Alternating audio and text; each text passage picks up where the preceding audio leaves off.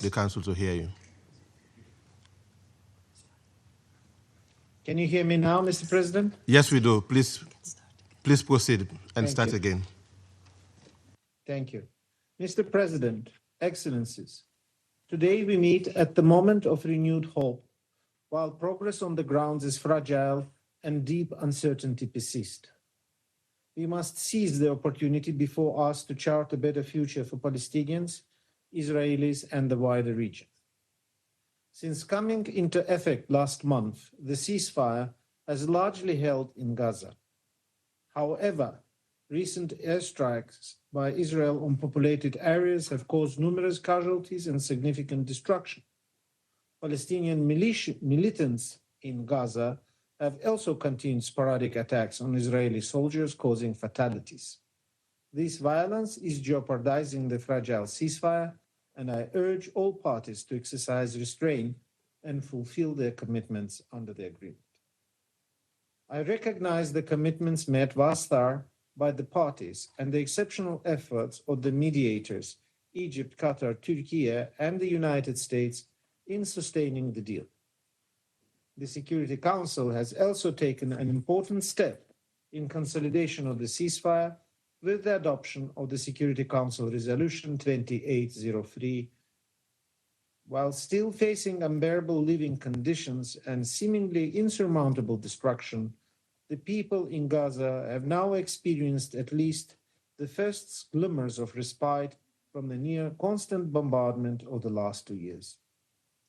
Families in Israel have been reunited with their loved ones who were held hostage by Hamas and other Palestinian armed groups under intolerable conditions in Gaza.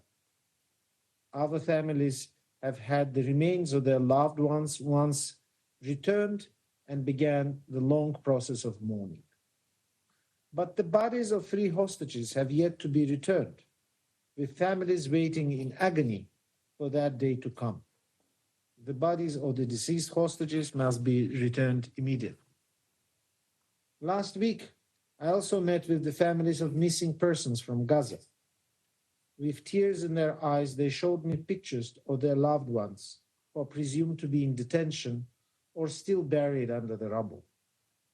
All efforts must be made to identify missing Palestinians. These families also deserve closure. Mr. President, with the ceasefire largely holding, the United Nations has redoubled efforts to mobilize and scale up humanitarian assistance, seizing the moment to reach the population where they are. We must not risk a reversal. The coordinated international effort needs to be expanded, both in immediate terms to consolidate the ceasefire and over the longer term to realize a more secure and just future for all. Mr. President, the past weeks offered a measure of relief, and we acknowledge the increased volume of aid delivery into Gaza. And we also must confront the grim reality of the situation on the ground. The 2 years of fighting have left almost 80% of Gaza's 250,000 buildings damaged or destroyed. Over 1.7 million people remain displaced, mainly in overcrowded shelters without adequate access to water, medical care, and food supplies. Last week, I traveled to Gaza, where I met displaced communities and humanitarian personnel working tirelessly on the grounds to deliver assistance. The picture remained bleak. While the availability and price of basic food commodities has improved, key sources of protein such as chicken, meat, and egg remain out of reach for many families. The UN and its partners are still facing challenges in providing shelter materials such as tents and blankets. As we enter the winter months, these delays must be urgently resolved. There is a critical need to transition from emergency humanitarian assistance towards enabling communities to rebuild their lives and restore social services. Hospitals continue to struggle without electricity and reliable water, severely limiting their ability to care for patients. The water and sanitation situation remains alarming. Sheikh Radwan Pond has effectively become an open sewage tank, requiring immediate attention to prevent a public health catastrophe. Key materials must be permitted to enter immediately to repair vital water and sanitation facilities. The rerouting of humanitarian and commercial movements through the Philadelphia Corridor and Al Rashid Coastal Road has complicated logistics, further delaying the distribution of much needed aid. Despite these hurdles and setbacks, the UN and its partners are working to scale up the response. An immunization campaign to reach 44,000 children has been launched, and hundreds of water wells have reopened. Over 24,000 metric tons of aid had been collected, yet 190,000 metric tons of food, medicine, and shelter are prepositioned in the region awaiting entry. I call on Israel to expand crossing capacity and expedite the clearance of supplies, including UN supplies. The opening of the Jordan corridor and the Rafah crossings are vital to further scale up the response, and the renewal of the NGO registration is essential and remains unresolved. UN is engaged with Civil Military Coordination Center, including its 22 partners, mostly from the member states, to coordinate the delivery of assistance and uphold humanitarian principles. These efforts have yielded benefits for Gaza population, including increased food supply and higher levels of approvals for shelter and non-food items, particularly for government-to-government aid. I also welcome today's news of the restoration of the fiber optic internet service provision in Gaza, a positive result of these efforts. Mr. President, the damage in Gaza, physically, economically, and socially, is catastrophic. We cannot address only immediate physical needs. Psychosocial needs, social cohesion, and justice must be addressed. There must be a restoration of dignity and hope. These efforts must be anchored in clear political horizon for resolving the conflict, ending the unlawful occupation, and realizing the two-state solution. The task ahead is monumental and will require a well-coordinated, phased international effort. We must help create the conditions in which people can begin to rebuild their lives with dignity, and there is no time to lose. The European Union, United Nations, and World Bank are working to update the Rapid Damage and Needs Assessment, called RDNA, which in March estimated reconstruction's cost at some $53 billion. UN's immediate early recovery approach in Gaza has been aligned with the Palestinian Authority's recovery and reconstruction planning and can contribute to realizing the objectives set forth in Security Council Resolution 2803. I welcome the European Union's convening of the Palestine Donor Group in Brussels last week. It demonstrated a strong commitment to durable recovery and reconstruction in Gaza, strengthening linkages between the West Bank and Gaza, and to full resumption of the Palestinian Authority responsibilities in Gaza. Preparations are also ongoing for the Cairo Conference for Gaza Reconstructions, which offers a chance to align and recover priority with broader vision for Gaza's reconstruction. I welcome Egypt's continued leadership in this effort. Mr. President, turning now to the occupied West Bank, including East Jerusalem, settlement expansion, the proliferation of outposts, violence, including settler violence, displacement, and evictions continue to escalate at an alarming levels. Israeli military operations, particularly the northern West Bank, have resulted in deaths, destruction, and continuous displacement of thousands, particularly from refugee camps.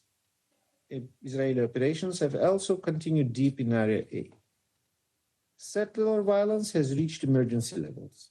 In October, during the olive harvest season, the UN recorded the highest number of settler attacks on Palestinians since the UN monitoring began, an average of 8 per day. The olive harvest is an economic and cultural lifeline.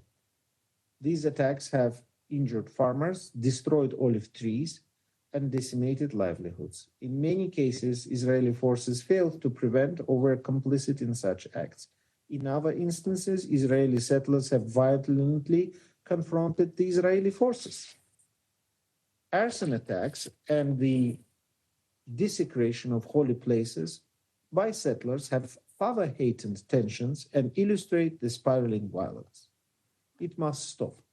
I note the condemnation of these attacks by the government of Israel, and the concrete action is needed now to end the impunity for these crimes. Palestinian communities must be protected. Palestinian attacks, including acts of terror, such as the recent ramming and stabbing attack south of Jerusalem, must also cease and be condemned. All perpetrators of violence must be held accountable. I appeal to political and community leaders to cease the incitement and incendiary language that only fuels further extremism. Mr. President, a robust Palestinian economy and financial sector is a critical enabler for sustainable recovery and reconstruction efforts in Gaza. However, Palestinian Authority and its economy continue to face immense challenges.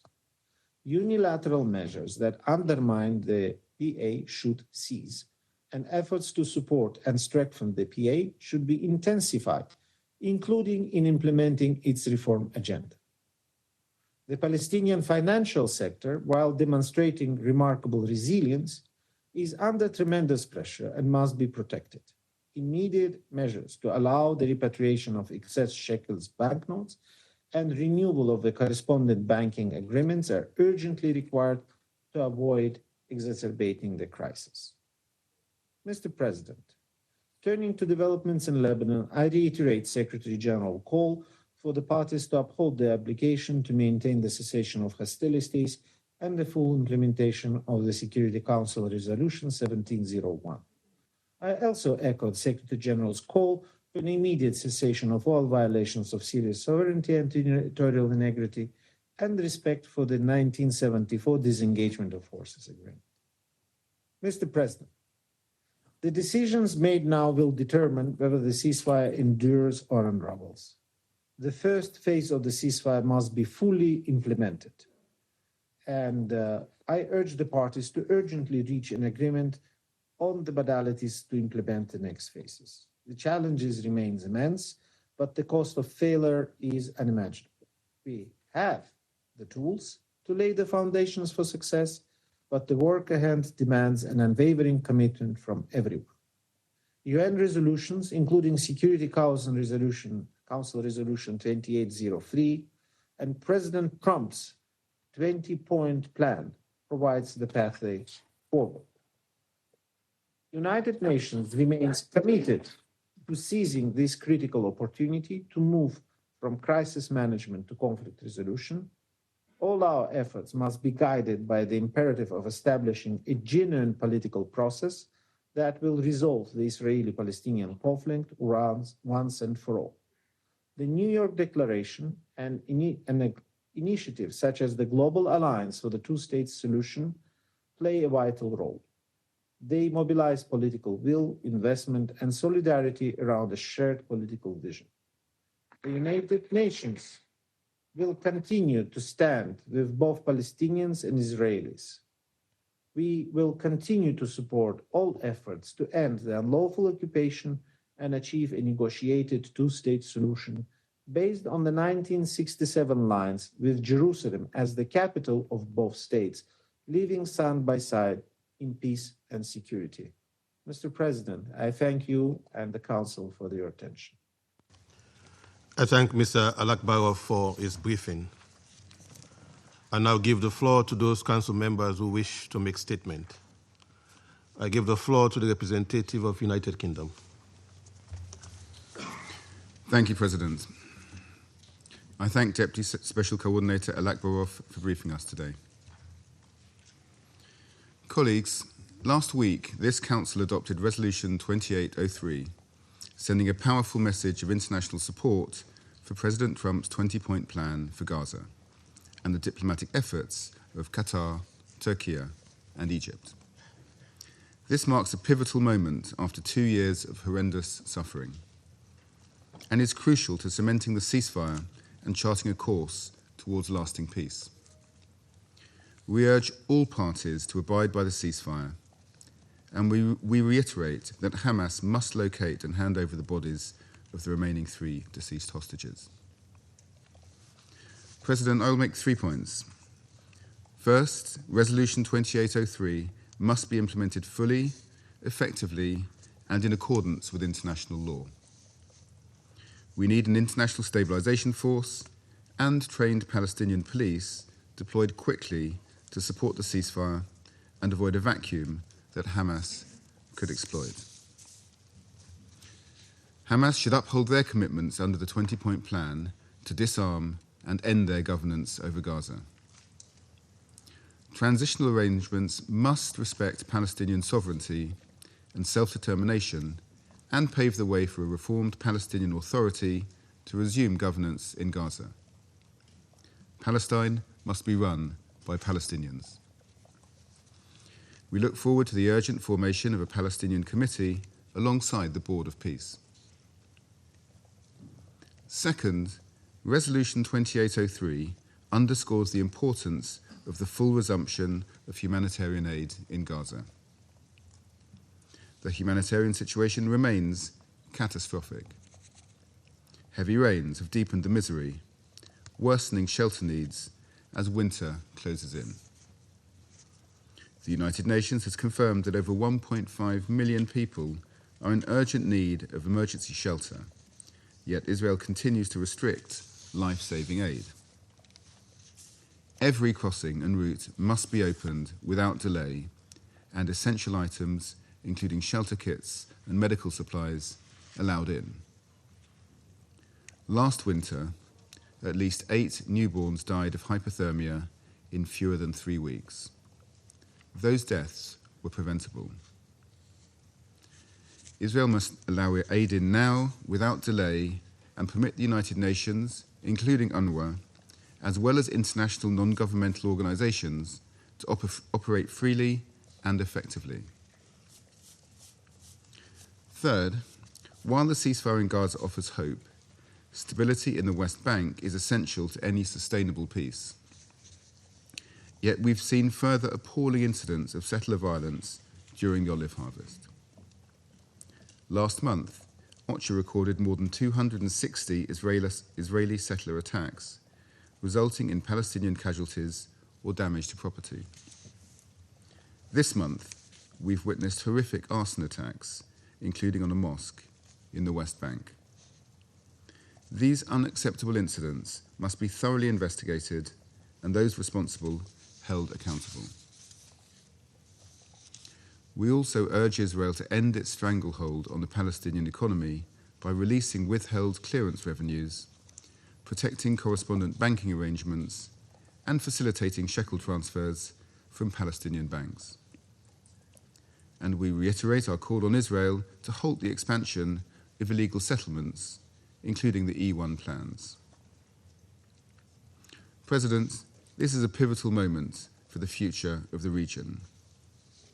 The United Kingdom will continue to work with all partners to implement Resolution 2803 and to forge a just and lasting peace for Israelis and Palestinians anchored in a two-state solution.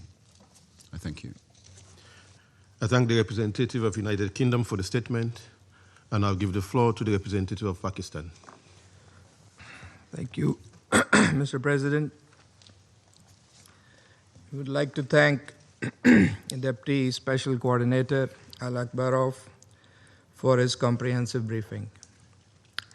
President, for over 2 years, the world has witnessed in anguish and disbelief a devastating war in Gaza, inflicting untold suffering on the Palestinian people in the Strip, blockaded, bombarded, besieged, starved, over 70,000 martyred, mostly women and children, almost the entire socio-economic infrastructure reduced to rubble. Demands for ceasefire unheeded, and calls for accountability responded with complete impunity. Yet, amidst this carnage, and despite the relentless Israeli onslaught, two major developments took place. First, the high-level conference on the peaceful settlement of the Palestinian question and the implementation of the two-state solution held in July, followed by the adoption of the New York Declaration on 12 September, and the resumption of the conference on 22nd September during the high-level week. The declaration committed to taking tangible, time-bound, and irreversible steps for the realization of an independent state of Palestine, reflecting the overwhelming desire of the international community. And then there was the second inflection point, the result of political engagement and sustained diplomacy, the Sharm el-Sheikh Peace Summit.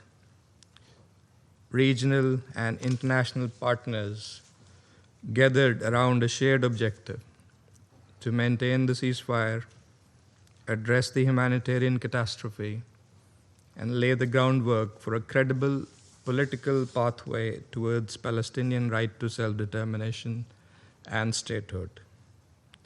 It led to the adoption of Resolution 2803 by this Council last week. And it all started with the 8 Arab Islamic countries meeting with President Trump on 23rd of September. As part of that important group, Pakistan welcomed the initiative and personal engagement of President Trump and the proposals to end the war, rebuild Gaza, prevent displacement, advance comprehensive peace, and halt the annexation of the West Bank. Throughout this period, we have been constructively engaged, consistent with our principled and long-standing support for the Palestinian people and their inalienable rights. But despite these diplomatic advances, the situation throughout the occupied Palestinian territories remains dire, as also testified by the briefing this morning. Ceasefire violations persist. Israeli airstrikes have killed and injured civilians, including children. More than 300 Palestinians have reportedly been killed since the ceasefire announcement. This reveals a stark truth. Peace declared in words has not yet brought full protection and stability on ground. Lives are still being lost, homes are still being demolished, and families remain in fear. The situation in the West Bank is no less grave. Israeli settler and military violence has escalated to unprecedented levels, with October recording the highest number of settler attacks since the UN began monitoring the situation in 2006. Entire communities have been displaced, especially in the northern West Bank, amid closures, raids, and increasing intimidation. Palestinians must be allowed to return to their homes, and communities must be able to function without constant fear. President, to ensure that peace efforts translate into meaningful progress, several priorities must be advanced. First, implement Resolution 2803 in good faith, thus maintaining the momentum generated by the Sharm el-Sheikh Summit, particularly advancing Palestinian-led and owned governance, reconstruction, and institutional capacity. The Palestinian Authority's role is central. Peace cannot be negotiated over the heads of the Palestinian people. We hope that there will be more clarity on various aspects of Resolution 2803 going forward. Let me reiterate that together with the US and other Arab Islamic countries, Pakistan joined this process as it offers a pathway to Palestinian self-determination and statehood. Second, to ensure full adherence to the ceasefire, with zero tolerance for unilateral actions, leading to a permanent cessation of hostilities and the withdrawal of Israeli forces from Gaza. We strongly condemn the attacks by Israeli occupying forces across Gaza. Third, guarantee unhindered humanitarian access. With winter approaching, Gaza's exhausted, displaced, and traumatized population requires full protection and assistance at scale. Obstruction of humanitarian assistance is a violation of international law and must end. Fourth, recovery and reconstruction of Gaza must commence without delay. Fifth, there must be no annexation and no forced displacement under any circumstances. Territorial integrity of Gaza and its contiguity with the West Bank are indispensable for a viable, sovereign, and independent state of Palestine. Sixth, bring an immediate end to Israel's illegal settlement, expansion, and all attempts to alter the demographic or legal character of the occupied Palestinian territory, including the historic status of Al-Haram al-Sharif. Seventh, to ensure accountability for grave violations of international law, because without justice, there can be no sustainable peace. And eighth, to break the cycle of violence, it is necessary to end the Israeli occupation of all Arab territories, including in Palestine, Syria, and Lebanon. There must be a political horizon, a credible, time-bound political process anchored in relevant UN resolutions, leading to a sovereign, independent, and contiguous state of Palestine based on pre-1967 borders with Al-Quds al-Sharif as its capital.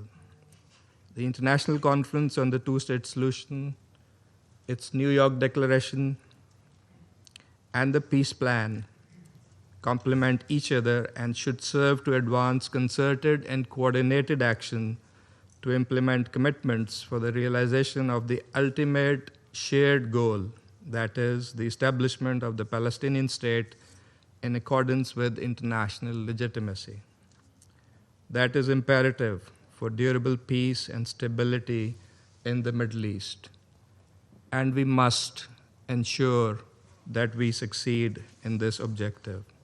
President, Pakistan reaffirms its unwavering solidarity with the Palestinian people.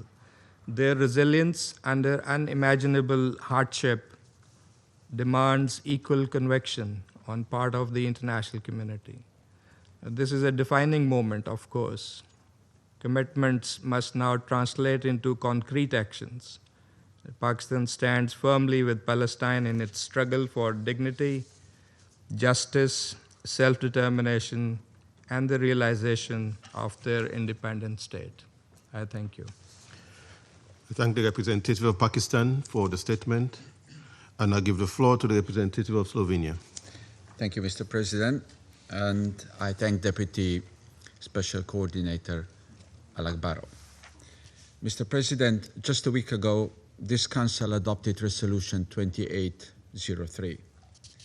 Many of us voted for this resolution to uphold the ceasefire in Gaza. In the context of the fragile situation we observe, we call on all parties to fully respect the ceasefire in good faith and without delay, as per the resolution.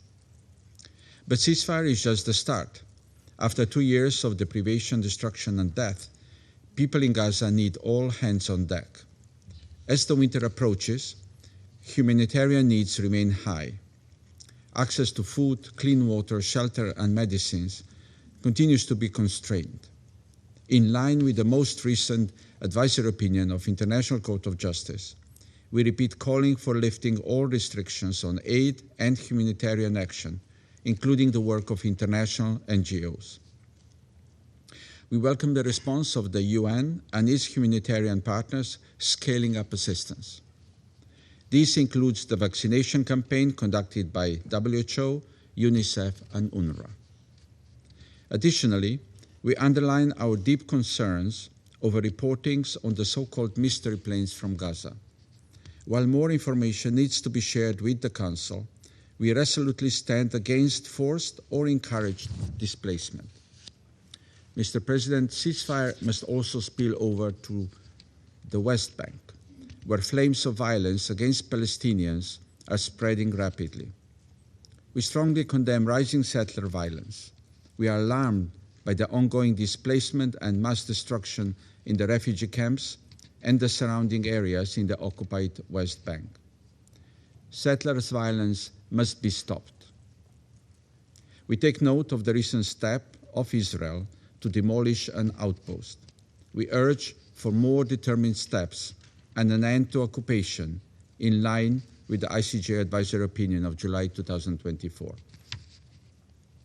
Slovenia calls for full respect of international law in ensuring compliance and pursuing accountability.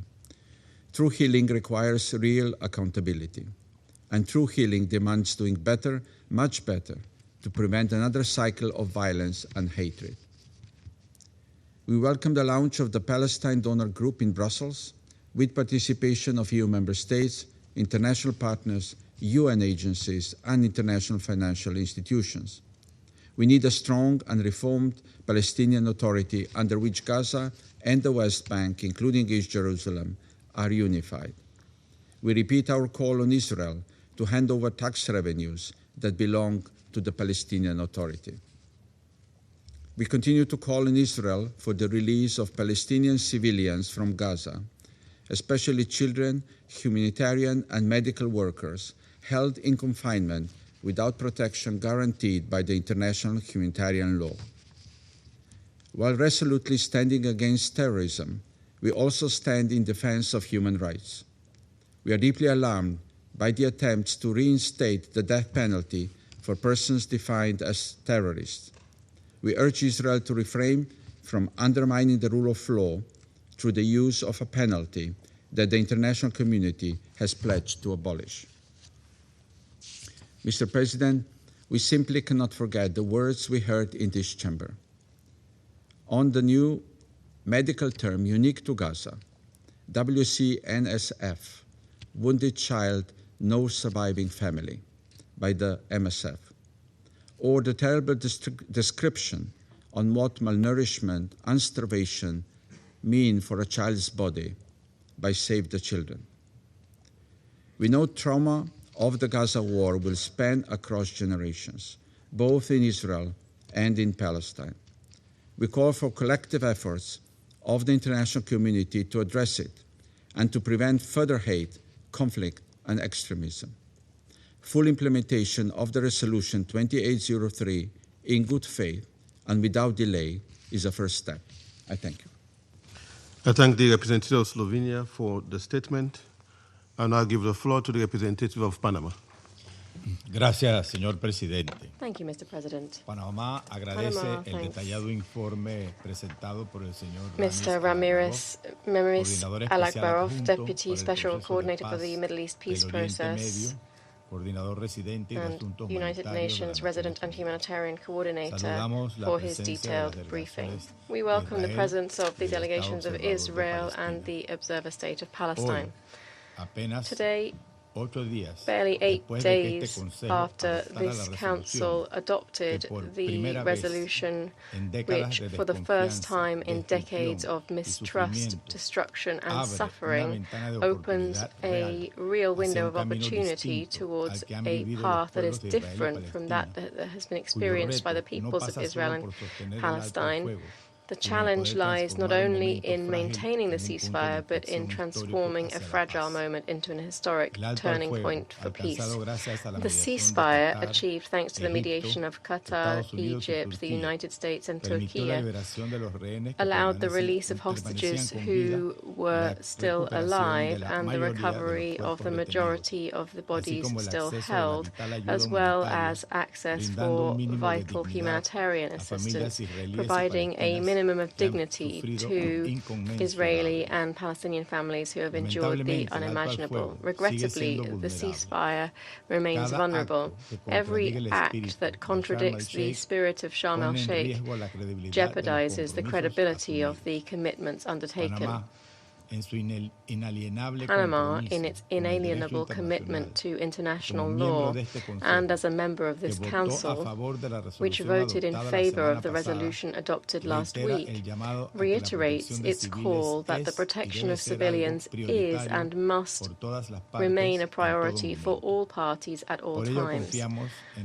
We therefore trust that the guarantors and mediators will exert their full influence to ensure full compliance with what has been agreed and to keep alive the space that this ceasefire has opened for peace. Gaza cannot continue to be governed by the extremism of Hamas, nor by any armed actor outside the framework of international law. The future must be built on a reformed and unified Palestinian institutional leadership capable of guaranteeing security for its own population and for its neighbors. In this regard, Panama acknowledges and welcomes the progress recently presented by the Palestinian Authority, including 23 reform measures that have been implemented as crucial steps to enable the transitional stage envisaged in the resolution and in President Donald Trump's hopeful 20-point plan. Mr. President, fragility on the ground is not only political.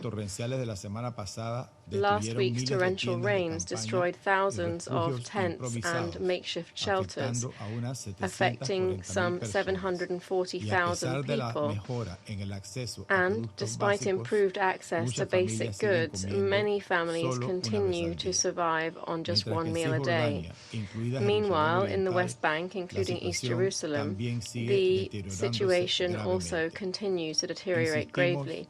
We insist that violence and actions that contradict international law and the resolutions of this Council must end. The scale of the ongoing humanitarian situation in Gaza and the West Bank underscores the importance of the presence of the United Nations and its specialized agencies to provide vital assistance to protect the civilian population and support the orderly transition that this Council has outlined in its resolutions. Panama reiterates its steadfast support and recognition of the work of United Nations humanitarian agencies that continue operating on the ground with immense professionalism and sacrifice. Mr. President, Panama reiterates that Gaza and the West Bank, including East Jerusalem, are integral parts of the future Palestinian state, and that the viable, sustainable, and humane solution will remain that which enables the peoples of Israel and Palestine to live side by side in peace, security, and dignity in accordance with international law and the relevant resolutions of this Council. Thank you very much. I thank the representative of Panama for the statement, and I'll give the floor to the representative of Algeria. Thank you, President. I would like to thank Deputy Special Coordinator Al-Akbarov for his insightful briefing. The occupied Palestinian territory is still the theater of bloodshed.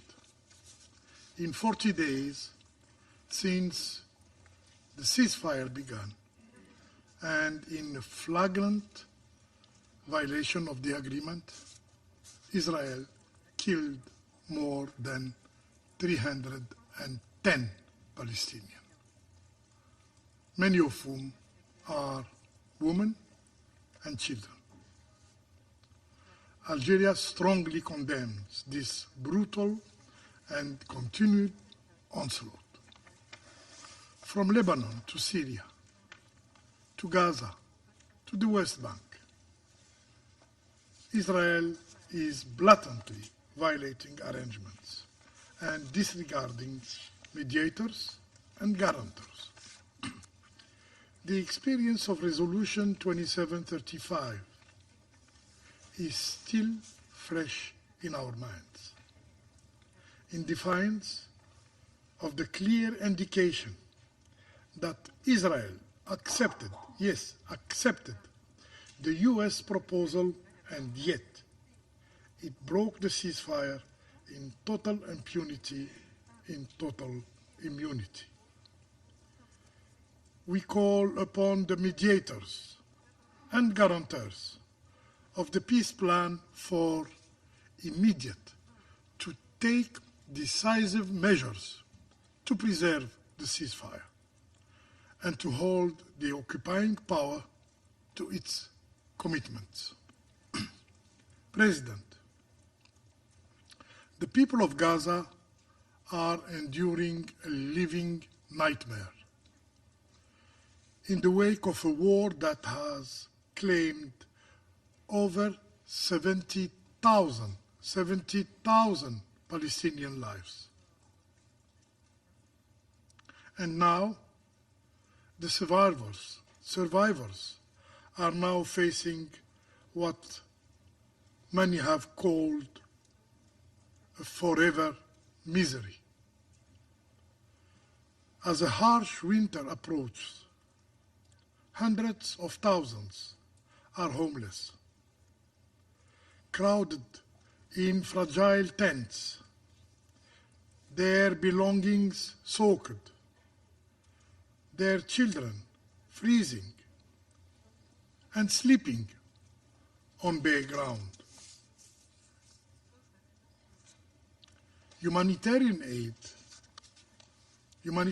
aid which was expected to flow freely is being hindered by Israel, leaving entire families facing the cold winter without shelter, without food, without clean water, and with disease spreading rapidly. This campaign, yes, it is a campaign of oppression, is not limited to the besieged Gaza Strip. In the West Bank, situation is just as grave. We are witnessing an unprecedented escalation of settler terrorism, an extremist campaign of violence, of intimidation, supported and shielded by the Israeli occupying forces. Extremist settlers burn homes, burn mosques, burn olive groves. They terrorize communities. They seize land at an alarming rate. These blatant violations and heinous crimes are all efforts aiming at ethnic cleansing. Yes, ethnic cleansing, designed to kill the very idea of a future Palestinian state. Mr. President, the immense suffering of the Palestinian people demands concrete actions from the Security Council. It requires a genuine commitment to, first, preserving the ceasefire agreement. This must be our immediate and absolute priority. The killing must stop. Second, launching the reconstruction efforts. This means the complete and immediate opening of all crossing to allow for the massive unimpeded flow of humanitarian aid and flow of reconstruction material and equipment. Third, ensuring accountability. The thousands of documented Israeli crimes cannot be forgotten. There can be no impunity, no immunity for war crimes. Those responsible for these atrocities must be brought to justice. Fourth, lifting the historic injustice. This can only be achieved by ending the occupation and enabling the Palestinian people to exercise their inalienable right to self-determination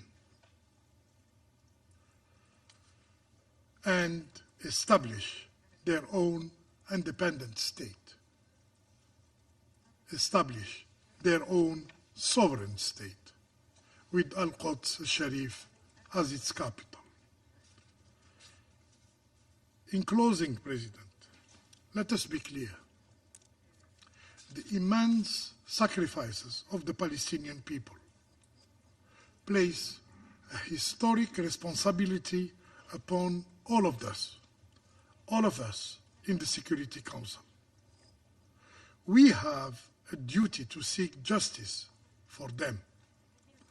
Only through justice for the Palestinian people can we ever hope to build a true, lasting, and sustainable peace in the Middle East. I thank you. I thank the representative of Algeria for the statement, and I'll give the floor to the representative of Russian Federation. Mr. President, we are grateful to Deputy UN Special Coordinator for the Middle East Peace Process, Ramiz Alakbarov, for his briefing on the situation in the Middle East, including the Palestinian question. It has been more than a month since the agreement between Israel and Hamas on the cessation of hostilities were reached, and in this short time, much more has been achieved than in the 2 long years of war. All surviving hostages have been released, thousands of Palestinians held in custody have been freed, and conditions have emerged for improving the humanitarian situation in the Gaza Strip. At the same time, it must be noted that with the conclusion of these agreements, it's still too early to speak of long-awaited peace.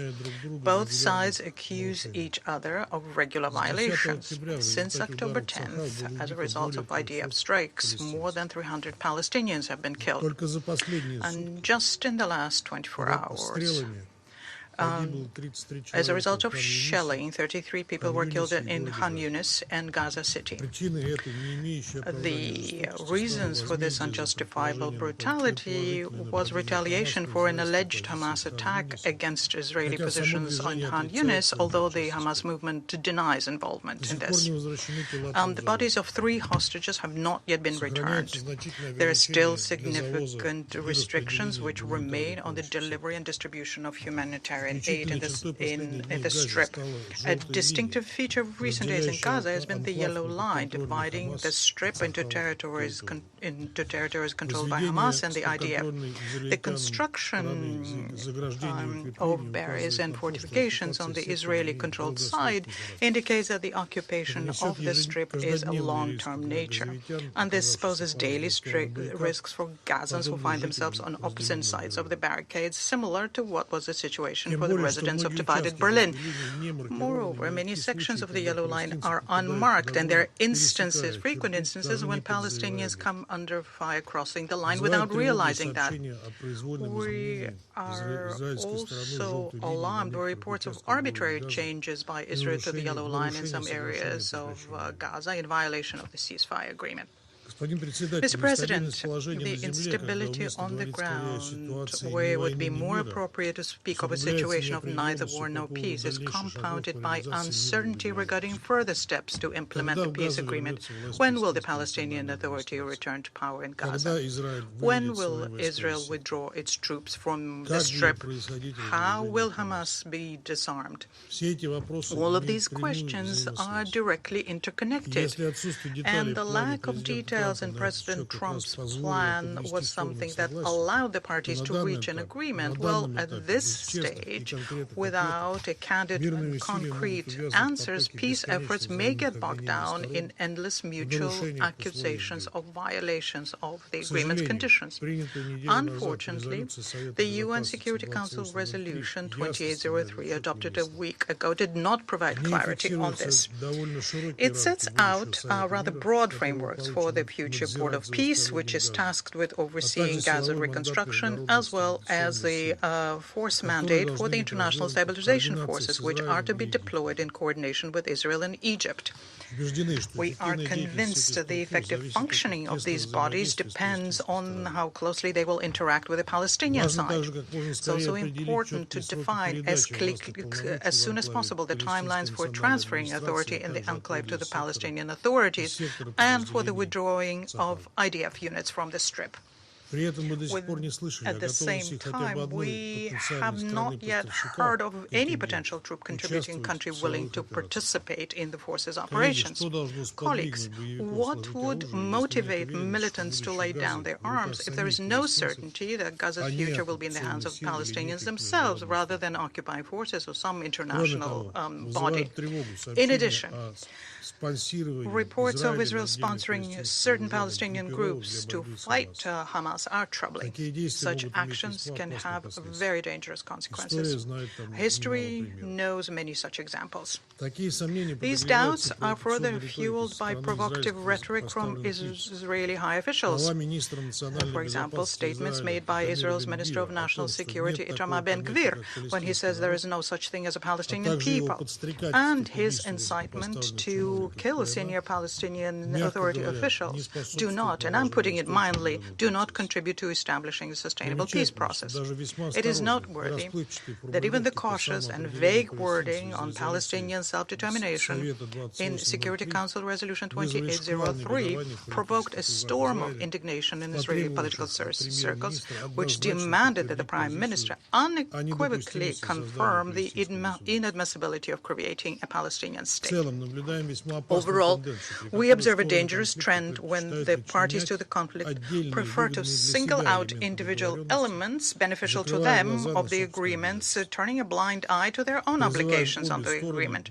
We call on both parties to approach the implementation of the agreement in good faith and make every effort to avoid a return to war. Special responsibility for implementing the peace initiative lies with the United States and the countries which unequivocally supported the American resolution. Despite all of its shortcomings, we did not block the passage of the document at the request of our Palestinian and Arab friends in order to give Washington an opportunity to try achieve progress in resolving the long-standing Palestinian-Israeli conflict. And the key to this is in an impartial approach where the interests and concerns of both sides are equally taken into account, regardless of alliances and criticism from radical forces. It is extremely important that the peace plan approved by the Council on November 17th brings us back to the path of a two-state solution, which received the approval of majority UN member states during the 2 rounds of high-level conferences in New York. We will closely monitor the implementation of Security Council Resolution 2803 and expect clarifications from the American side on the formation of the Board of Peace and the ISF and its compliance with the accumulated international legal framework on the Middle East, as well as the interests of Palestine and Israel. As a permanent member of the UN Security Council, Russia intends to continue playing a constructive role in achieving lasting peace in the Middle East, the cornerstone of which has always been and remains a formula 2 states for 2 peoples, which is capable of satisfying both Israel's legitimate security concerns and the Palestinian people's just aspirations for their own state. I thank you. I thank the representative of the Russian Federation for the statement. I now give the floor to the representative of Somalia.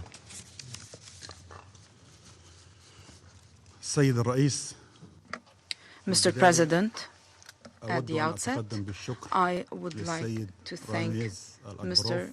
Ramez Al-Akbarov for his valuable briefing on the latest development in the Middle East, including the occupied Palestinian territory. I would also like to express my appreciation to the efforts made by the United Nations to follow up on this delicate file. Somalia welcomes the diplomatic efforts made by the United States, the Arab Republic of Egypt, the State of Qatar, and the Republic of Turkey, which have led to a ceasefire agreement through the Sharm el-Sheikh conference. These countries played a vital role in bringing parties together and paved the way for de-escalation and for alleviating the humanitarian suffering. Last week, in this very council, we supported the efforts led by the United States through its vital mediation role, which contributed in a resolution that received wide regional and international support and that aimed at achieving a sustainable calm. In this regard, we reaffirm the importance of initiating mechanisms for the effective implementation of Resolution 2803 and other relevant international resolutions. Abiding by these resolutions is a cornerstone for reaching a comprehensive and just settlement that ends the suffering of the Palestinian people and paves the way for a political path for reconstruction and for achieving peace and security in the region.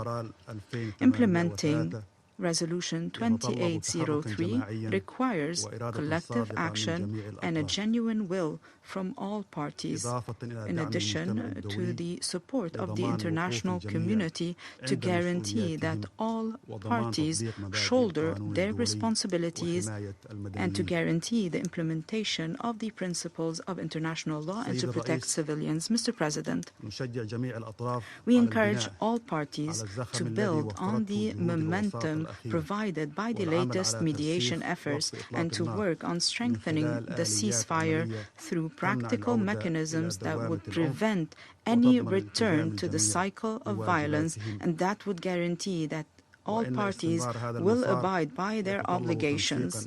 Continuing this path requires a regional and international coordination that focus on addressing the root cause of tensions and on strengthening mutual trust and commitment.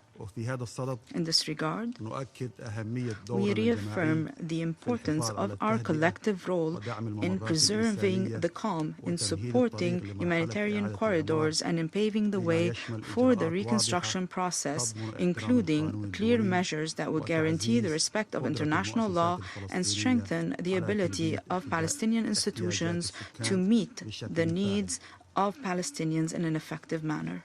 Mr. President, as we have heard from the briefing, the humanitarian situation in the occupied Palestinian territory remains a cause for grave concern. We call on the international community to guarantee, first, the delivery of humanitarian assistance in a safe manner and without any impediments. Second, protecting civilians in line with international humanitarian law. Third, putting an end to all unilateral measures, including settlement activities and changing the status quo in Jerusalem. And finally, preserving the ceasefire and building on this ceasefire towards a genuine and credible political path. We also reaffirm the need to support and protect UN agencies working on the ground and to provide them with the necessary resources. We need to expedite the efforts of reconstruction as soon as the necessary conditions are available, and we need to guarantee accountability for the grave violations against civilians. In conclusion, Mr. President, my country believes in the importance of political solutions and negotiated solutions. Therefore, we will continue to support all regional and international efforts to achieve security and stability in the region and to respect the legitimate rights of the Palestinian people. We also reaffirm our commitment to support the state of Palestine and the inalienable rights of its people, notably the right to self-determination and to establish an independent state along the lines of June 4, 1967, with East Jerusalem as its capital, based on the principles of international law and relevant Security Council resolutions. I thank you. I thank the representative of Somalia for the statement. And now give the floor to the representative of China. Thank you, President. I thank Deputy Special Coordinator Alakbarov for his briefing. The Palestinian question lies at the core of the Middle East issue and bears on peace and security in the region and beyond. We welcome the agreement reached on the first phase of the Gaza ceasefire. However, peace between Palestine and Israel is still far from being achieved, and the suffering of civilians continues. We call on the international community to work harder with the greatest sense of urgency and unwavering political will toward restoring peace in the region. First, achieving a lasting ceasefire in Gaza is a priority. We note with concern that violent clashes persist despite the ceasefire. Israel has reportedly committed over 400 violations of the agreement, resulting in more than 300 civilian deaths in Gaza. A ceasefire means the complete cessation of all attacks and should be observed by all parties in good faith. Any incident that causes civilian casualties is unacceptable, and repeated attacks must not become the new normal in Gaza. China urges all relevant parties, Israel in particular, to fully honor the ceasefire agreement and work toward a truly comprehensive and lasting peace. Second, scaling up humanitarian assistance for Gaza is a top priority. The humanitarian situation remains dire, with severe shortages of essential supplies and medical equipment. Humanitarian access to Gaza continues to face multiple obstacles, and the aid that does reach Gaza falls short of the quantity specified in the ceasefire agreement. The International Court of Justice had issued multiple advisory opinions and orders of provisional measures, stating unequivocally that as the occupying power, Israel is under obligation to ensure the provision of humanitarian assistance to Gaza. China urges Israel to fully comply with its obligations under international humanitarian law, open all crossing points, lift restrictions on humanitarian access, and ensure that UNRWA and other humanitarian agencies can carry out their relief operations. Third, easing tensions in the West Bank is a pressing demand. The occupying powers' continued settlement expansion and connivance at settler violence have further fueled the tensions in the West Bank. As documented by the UN, there were more than 260 incidents of settler violence last month alone, resulting in significant civilian casualties and extensive property damage, making it the most devastating month since 2006. Settlement activities violate international law and Security Council resolutions, erode the foundation for an independent Palestinian state, and impinge on the living space of the Palestinian people. Israel should cease all settlement activities, curb settler violence, and stop undermining the foundation of governance by the Palestinian Authority. Fourth, implementing the two-state solution represents the only solution. Both Gaza and the West Bank are the inseparable parts of the Palestinian state. Last week, the Security Council adopted Resolution 2803. Relevant countries should act responsibly toward the people of Gaza, the Security Council, and the international community by promptly reporting relevant developments to the Council so that the Council remains seized of and meaningfully engaged in the matter. Any future arrangements on Gaza should be guided by the principle of Palestinians govern Palestine and respect the will of the Palestinian people. The international community must redouble efforts to advance the two-state solution, oppose any unilateral actions that undermine its foundation, and support the early realization of independent Palestinian statehood and full UN membership. President, China has consistently and firmly supported the just cause of the Palestinian people in restoring their legitimate national rights. China will continue to work toward a lasting ceasefire, improved humanitarian situation, and at an earlier date, a comprehensive, just and lasting solution to the Palestinian question based on relevant UN resolutions and a two-state solution. I thank you, President. I thank the representative of China for the statement, and I'll give the floor to the representative of France. Thank you, Mr. President. President, I'd like to thank the Deputy Special Coordinator, Mr. Ramiz Alakbarov, for his briefing. Since the ceasefire enabled on the 10th of October by the efforts of the United States, Qatar, Egypt, and Turkey, the fragile calm prevailing in Gaza has demanded the engagement and vigilance of the UN Security Council and the UN as a whole. Two important decisions have just materialized this engagement. Firstly, the renewal by the General Assembly of UNRWA's mandate for 3 years. This reaffirms its crucial role in humanitarian aid and in the provision of essential services to the population. Second, the adoption of Resolution 2803 authorizes the implementation of the Gaza Peace Plan. This endorsement is a starting point.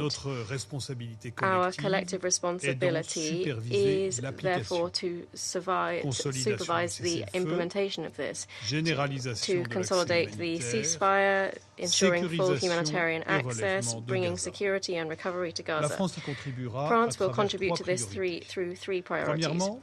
Firstly, through the protection of civilians and ensuring massive, safe and unimpeded humanitarian access under the auspices of the United Nations. France will contribute 100 million euros to the 2025 humanitarian response. We call on all parties to allow the immediate delivery of aid throughout Gaza in coordination with the United Nations, the ICRC and international NGOs in respect for international humanitarian law. Secondly, the rapid deployment of the International Stabilization Force in support of the efforts of the Palestinian Authority. This deployment is paramount to prevent a resumption of violence, to secure humanitarian operations, to support early recovery, to contribute to disarming Hamas, and to prepare for the full return of the Palestinian Authority to Gaza. France will contribute to strengthening the Palestinian forces through the UBAM Rafah and UPOL COPS European missions by deploying around 100 police officers. 3. The establishment of a governance framework for the transition and the two-state solution. Resolution 2803 is part of a clear corpus, the relevant resolutions of the Council and internationally agreed parameters. It provides for the creation of a Board of Peace and a technocratic Palestinian committee. France will work to ensure that these include all stakeholders, in particular the Palestinian Authority. Mr. President, the future of Gaza and of the West Bank are inseparable. Any demographic or territorial change, any occupation or annexation would be contrary to international law and would be seriously detrimental to peace. In this regard, France is concerned by the deterioration of the security situation and by the violations of international law in the West Bank. la violence des colons, settler violence, l'accélération de la the colonisation et rapid les pace of déplacements settlement forcés activities and atteignent forced de nouveaux displacements records. are reaching new Les récentes records. déclarations d'autorités Recent statements by the Israeli appelant à des authorities assassinats calling ciblés for contre targeted des responsables de assassinations l'autorité of palestinienne Palestinian sont Authority officials are unacceptable. La France France défend la solution à deux defends États, the two-state à nouveau solution, entérinée lors de la which was conférence once de New again York, endorsed at à the travers New la York déclaration qu'a conference adoptée through the notre Assemblée declaration générale. adopted by our General Assembly. Lors de la visite du président de During l'autorité the visit palestinienne by à the Paris le 11 president of the novembre, Palestinian un Authority comité to Paris on the franco-palestinien pour la 11th of consolidation de November, l'État de a Franco-Palestinian a committee for été the consolidation of the constitué. state of Palestine was Il established. contribuera notamment This will à contribute in l'élaboration d'une particular nouvelle to constitution. drafting a new Monsieur le constitution. Président, Mr. nous avons President, tous salué we le all moment welcomed the historique historic qu'ont constitué moment l'accord du 10 that was octobre et le represented plan by de the paix 10th of américain. October agreement and Pour la paix the et pour la US réalisation des droits égaux efforts des for Palestiniens et des peace, for Israéliens peace and à un the État achievement of et à la equal sécurité, rights for Palestinians and travaillons en Israelis même for a temps state and au for relèvement de security. Let us Gaza work et à une simultaneously nouvelle on dynamique recovery in Gaza and a israélo-palestinienne. new Israeli-Palestinian dynamic. Thank you very much. I thank the representative of France for the statement, and I'll give the floor to the representative of the Republic of Korea. Thank you, Mr. President. I would also like to thank Deputy Special Coordinator Ramiz Alakbarov for his comprehensive briefing. Mr. President, the international community now stands at a crossroad. With the adoption of Resolution 2803 last week, we can now choose a path toward a better future with lasting stability in Gaza. On the other hand, players in the region, state or non-state actors, may decide to pursue another path of endless violence and confrontation. At this critical juncture, it is vital for the international community, including the Security Council, to help the region navigate in the right direction. And we believe that the smooth and faithful implementation of Resolution 2803 provides an essential groundwork to this end. Mr. President, as my delegation mentioned in this chamber last week, some elements provided in the resolution need development and operationalization, includes engagement with the Security Council. However, this resolution also reflects clear and undeniable requirements for its implementation, including the maintenance of the ceasefire. To guarantee the swift establishment of the Board of Peace and deployment of the International Stabilization Force, parties to the conflict in Gaza must not resume any hostilities. In this regard, Israel's airstrikes last week, killing dozens of Palestinians across the Strip, are seriously concerning. We once again call on the parties to strictly observe the ceasefire agreement. With the adoption of Resolution 2803, breaking the ceasefire is not only the violation of the agreement, but also of this resolution. We also would like to stress that this Council reaffirmed its position through the adoption last week that Hamas must lay down its weapons and cannot take part in the future governance of Gaza. We believe that the BOP and the ISF will commence its work as soon as possible in close coordination with its Council. The full resumption of humanitarian aid at scale through the UN system must also be ensured. Shelters and tents must be allowed in as winter approaches. We welcome the opening of the Erez West crossing and the continued operation of 19 UN-supported bakeries across Gaza. We also commend, with appreciation, the coordination of humanitarian works through the US-led CMCC. We also support international efforts for the recovery and reconstruction of Gaza, which was totally flattened during the war. Mr. President, while we have hailed the recent developments in Gaza, in the West Bank we remain deeply worried by the deteriorating situation.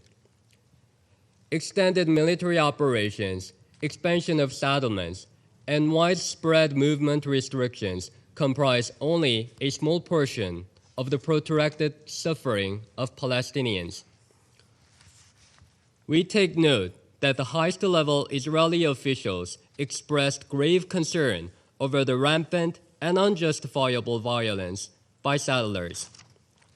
We condemn this deplorable violence committed by settlers against innocent Palestinians and their agriculture and land. And we call on Israel to take concrete measures to prevent recurrence. Mr. President, when the war in Gaza broke out 2 years ago as a massive military response by Israel to the terrorist attacks by Hamas, many members of this council strongly warned of spillover effects. And unfortunately, we all witnessed the devastating consequences all across the Middle East, including in Lebanon, Syria, and Yemen. As new hope arises in Gaza, we must seize this opportunity to change the course regionally from confrontation to harmony, and from one-state reality to the realization of the two-state solution. Therefore, we urge all actors in the region to exercise restraint, respect basic principles under the Charter, and seriously engage in diplomacy, including revitalized dialogue between Israel and Palestinians to chart a political horizon for peaceful and prosperous coexistence that we hope to be established under Resolution 2803. Mr. President, recently, President Lee Jae-myung of the Republic of Korea visited Egypt, and in his address at Cairo University, he reaffirmed Korea's commitment to contributing to a peaceful and prosperous future for the region. He highlighted Korea's readiness to advance cooperation with the MENA region under the 5 key pillars of SHINE: stability, harmony, information, network, and education. President Lee also announced a new Korean pledge of $10 million to the Egyptian Red Crescent to help improve humanitarian conditions and provide humanitarian aid to displaced people from Gaza. Here in this chamber, the Republic of Korea solemnly reiterates its strong will to actively contribute to opening a new chapter of peace in the Middle East based on stability and harmony. I thank you, Mr. President. I thank the representative of the Republic of Korea for the statement. I now give the floor to the representative of Greece. President, at the outset, let me thank the Deputy Special Coordinator Ramis Alakbarov for his comprehensive remarks. Today, I wish to highlight the following points.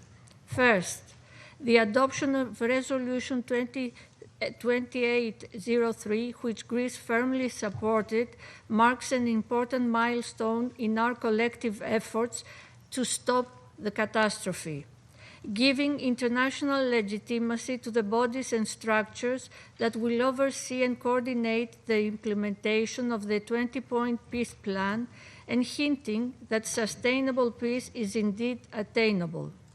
The resolution also opens the path for reconstruction and development with the involvement of the World Bank and international donors, making it clear that constructive cooperation among all stakeholders is essential. We look forward to its implementation and additional modalities to be unfolded in the coming period. Second, Greece has been consistent in its calls for a ceasefire for the safe and unhindered delivery of humanitarian aid at scale, recognizing that more needs to be done, more humanitarian corridors must become operational, calling for the urgent lifting of all remaining restrictions. To this end, we support the operations of the UN and its agencies and partners in the Strip, and we welcome the ongoing vaccination campaign and the fact that thousands of children under the age of 3 have already been vaccinated. A lot has to be done urgently. The upcoming and adverse weather conditions are adding urgency to the need for shelter, sanitation, and heating, especially for the most vulnerable Palestinians whose shelters remain at least inadequate. The role of UNRWA is indispensable, taking also into account the ICJ's most recent advisory opinion.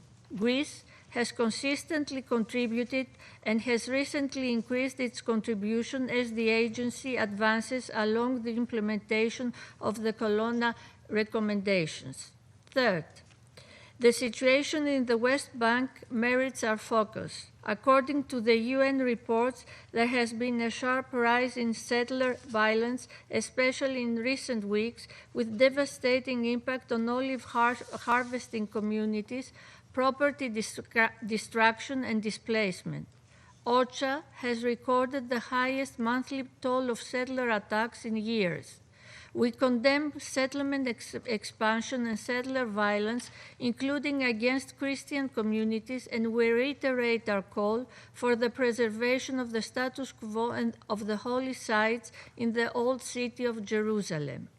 Increased violence, displacement, and fragmentation of the West Bank undermine the foundations of the two-state solution and the prospect of the peace plan. Fourth, Greece reaffirms its steadfast support for a two-state solution. Security Council Resolution 2803 laid the foundation for a path toward Palestinian self-determination and statehood. The two-state solution, as reaffirmed by the international community during the conference co-chaired by France and the Kingdom of Saudi Arabia and by the New York Declaration, lies at the end of our collective path. The peace plan, backed now by the Security Council resolution, creates a strong impetus toward an accelerated, comprehensive regional integration and the formation of a new inclusive regional security architecture, also through the expansion of the Abraham Accords. In conclusion, President, Greece remains hopeful. The recent ceasefire, although fragile, Security Council Resolution 2803 and diplomatic momentum offer a rare window for stabilization and renewed political engagement. In this context, it is imperative that an empowered and reformed Palestinian Authority should be in a position to exert effective control over Gaza and the West Bank. Greece, alongside its partners, will do its utmost to support the reform process of the Palestinian Authority, for Hamas will have no role of any form in the day after. This Council must remain vigilant, united, and determined to sustain momentum towards a two-state solution, where Israelis and Palestinians can live side by side in peace and security. I thank you. I thank the representative of Greece for the statement, and I'll give the floor to the representative of the United States. Thank you, and thank you to Deputy Special Coordinator Alak Barov for the briefing this morning. Last week was a historic week for the Council and for the region. A peaceful Middle East with a stable Gaza, free from Hamas's grip, is closer than ever with Resolution 2803. This is grounded in President Trump's comprehensive plan to end the conflict in Gaza. Adopted with overwhelming support, Resolution 2803 outlines a pathway to peace, security, and long-term governance in Gaza. Now the international community must move quickly to deny Hamas any chance to reconstitute. I offer my gratitude on behalf of the United States to all of those offering to help the 20-point plan, implement the 20-point plan in Gaza, including the International Stabilization Force. We invite member states ready to act through the Board of Peace to step up and pledge personnel, equipment, and funding for the ISF. Stability will require burden sharing, and your support will help make President Trump's vision for peace a reality. The ISF will help create a Gaza free of terrorist rule and safe for aid and investment by protecting civilians. This includes humanitarian operations and coordination to secure humanitarian corridors. Humanitarian assistance has surged since President Trump's peace plan took effect. The United States supports the delivery of humanitarian aid to Gaza with robust safeguards, preventing diversion by Hamas and other groups. Humanitarian assistance will address Gaza's immediate needs, and investment will revive its economy. We welcome commitments from the World Bank and partner countries to invest in Gaza's long-term redevelopment. The United States remains committed to ensuring that the remains of the last 3 hostages held by Hamas, Ron Giveli, Durar Or, and Sudthisic Rinthalik, return home. The United States remains unwavering in its commitment to Israel's security and the demilitarization of Gaza. The recent strikes by the IDF on Hamas targets were in response to Hamas operatives violating the ceasefire. The United States recognizes Israel's legitimate security concerns. Finally, as implementation of the 20-point plan progresses and Palestinians in Gaza are free of Hamas, we look forward to additional partners joining the Abraham Accords to realize prosperity and peace for the region. Thank you. I thank the representative of the United States for the statement. I now give the floor to the representative of Guyana. Thank you, Mr. President. Guyana thanks Deputy Special Coordinator Ramiz Alakbarov for the important updates he provided on the situation in the occupied Palestinian territory. Mr. President, Guyana continues to follow closely the developments in Gaza since the agreement reached between Israel and Hamas for a ceasefire and hostage release deal. We stress that the ceasefire must translate to humanitarian access into Gaza at scale, Israel's complete withdrawal from the Gaza Strip, guaranteed protection of Palestinians from violence, the reconstruction of Gaza, and the rebuilding of Palestinian lives and livelihoods. Guyana is, however, concerned that Palestinians' legitimate expectation for relief from hostilities in Gaza and for a surge in humanitarian assistance has not been fully met. Nutrition needs are also still not being fully met. We have noted, for example, OCHA's report that on 22nd November, all 3 UN missions aimed at collecting tents, food, and other aid supplies from Kerem Shalom, as well as the deployment of UN 2720 international monitors to the crossing to verify the uplifting, were denied by the Israeli forces, citing operational consideration. We also noted OCHA's report that an attempt by the UN and partners to reach the non-functional Kamal Adwan Hospital in North Gaza Governorate to plan the resumption of primary health care services was outrightly denied. Further, Israel continues to carry out fatal strikes in Gaza, with a reported 280 Palestinians killed and 672 injured since the ceasefire.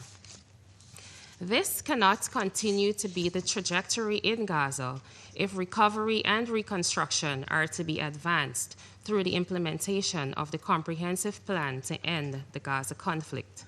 Israel must genuinely commit to creating the conditions that would facilitate these goals. This involves complying with all resolutions adopted by the General Assembly and the Security Council, including Resolution 2803 adopted last Monday. With the plethora of needs in Gaza, it is critical for Israel to lift all remaining restrictions on the entry of a diversity of humanitarian assistance into Gaza. The recent rains and flooding have further exacerbated those needs, and the UN and its humanitarian partners should be facilitated in their efforts to bring relief to the population. It is also apt to note that Israel's cooperation is essential for the UN to fully implement its winterization plan for the Gaza Strip, particularly for the provision of shelter materials at scale. Mr. President, allow me to reiterate some observations on Security Council Resolution 2803, through which the Council endorsed President Trump's comprehensive plan to end the Gaza conflict. The resolution must be carefully implemented to ensure full compliance with international law and preservation of the two-state solution. We also continue to advocate the full involvement of Palestinians themselves in decision-making about their future, including the future of Gaza. Guyana also stresses that the full withdrawal of the Israeli Defense Force from the Gaza Strip is essential to the Strip's recovery. The guaranteed non-expulsion of Palestinians from the area is also key to preserving the two-state solution. Turning to the situation in the occupied West Bank, Mr. President, Guyana deplores the unrelenting violence directed towards Palestinians, their homes, and their livelihoods by Israeli settlers and the Israeli security forces. The reports of killings, restrictions on access to agricultural lands, demolitions of homes, displacements, and other indignities should not be met with silence from the Security Council. Mr. President, the Middle East peace process must be brought back on track, and the international community must capitalize on the momentum that currently exists to do so. However, Israel must demonstrate that it is truly committed to peace. The continued attacks in Gaza and the ongoing attacks on its neighbors, as we have seen over the weekend with Lebanon, do not align with such a commitment.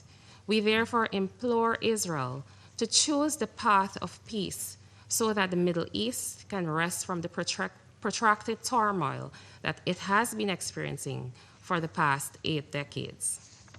Finally, in reiterating its commitment to contribute to the urgent implementation of the two-state solution, Guyana urges the entire international community, including the United Nations, to do all in its power to safeguard and advance the right of Palestinians to self-determination. I thank you. I thank the representative of Guyana for the statement, and I'll give the floor to the representative of Denmark. Thank you, Mr. President. I would also like to thank Deputy Special Coordinator Alak Barov for his briefing. We gather today at a critical crossroad where the dust of devastation is beginning to settle in Gaza, and as the first faint signs of a new future begin to appear. Denmark once again thanks the United States, Egypt, Qatar, and Turkey for their relentless efforts towards silencing of the guns. The ceasefire in Gaza has brought about an opportunity for change, but developments over the weekend show how fragile it remains, and we call on all parties to exercise restraint. What happens next will be determined by what is being done now. With the adoption of Resolution 2803 last week, the Council has begun defining the contours of this future, and we must remain engaged, both in the immediate term and in the longer term. In the immediate term, delivery of full humanitarian aid across all of Gaza, as stipulated in Resolution 2803, remains vital. Yet, we are hearing reports of continued restrictions, including on dual-use items, on medical personnel, and on humanitarian partners' ability to operate. And it's concerning that the crucial Rafah border crossing remains closed, and that many international NGOs continue to face deregistration by the end of this year. This is happening as winter and heavy rainfalls are making the situation for the people of Gaza more dire. What Gaza needs now is not charity in fragments, but relief with purpose. Nutrition, safe water, stable shelter, functioning hospitals, energy, and sanitation. Delivered through effective corridors without restrictions, in line with the humanitarian principles and in accordance with international humanitarian law. The UN-led humanitarian system remains best placed to undertake this monumental task. Beyond immediate needs lies the massive task of reconstruction. Entire neighborhoods must rise again, brick by brick, across all of Gaza. Palestinians must be part of designing the blueprints of their own homes. They must be part of determining the path of their own recovery, in deciding how their communities are rebuilt. And they must have influence on how the stabilization force operates as a protective presence in full compliance with international law. All of this must happen without Hamas's rule. The Council should remain engaged and receive further clarity on the establishment of the Board of Peace and the International Stabilization Force, as well as the developments on the ground, including in the Civil-Military Coordination Center. Mr. President, as we lift our gaze towards the wider horizon and the long-promised two-state solution, the pathways to Palestinian statehood must be laid out with clarity and credibility, rooted in equality, dignity, and security for both peoples. The contours of that future must be sketched now. We also must not allow the West Bank to disappear behind the headlines of Gaza. While attention has been turned elsewhere, the West Bank has faced devastating developments: settler violence, intimidation, the torching of homes, the seizure of farmland and destruction of crops, forcing families to flee their villages. We fear that these are not isolated sparks, but part of a spreading fire that threatens the very prospect of peace. We cannot accept such a fire to catch hold.